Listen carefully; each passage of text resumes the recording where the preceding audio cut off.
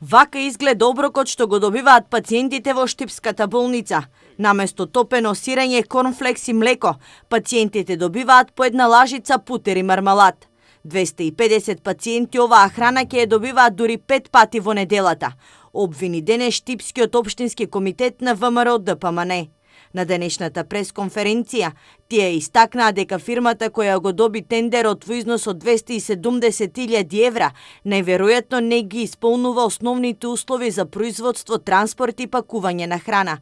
ДПМН побара од актуелниот директор да одговори дали фирмата има воведено ХАСАП систем, ако се земе во предвид местото од каде потекнува храната, но и како е возможно ќерка фирма на градежна компанија да работи со храна.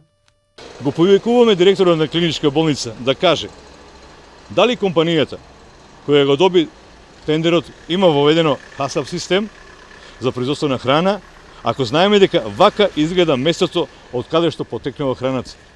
И за крај, како е возможно тендерот од 270.000 евра за готови оброци за болнички пациенти да ги добие компанија која е керка фирма на градежна компанија и која нема ниту ден искуство со производство на храна за комерцијални цели, ниту е регистрирана како кетеринг кујна. Експресен одговор, но и покана за снимање на доставата на болничката храна пристигна од Штипската болница. Денес намени пациентите имаат ориз и стек. А што се однесува до мармаладот и путерот, тоа беше само првиот ден и повторно нема да се случи, вети директорот на Штипската болница. Тој денес презентираше и фотографии од кујната каде што претходно се приготвувала болничката храна. Јас не сум должен да истражувам дали некоја фирма е нечија ќерка или син. Си има институции за тоа. Ја добивме најевтината понуда од сите 6 фирми кои што биле пријавени. Најскапата понуда беше 36 милиони денари. Оваа понуда заврши со 14 милиони денари.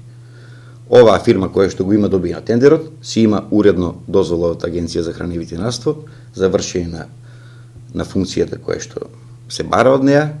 Фирмата која го доби тендерот официјално со дистрибуција на храна започна во понеделник, а дневно треба да приготвува околу 650 оброци.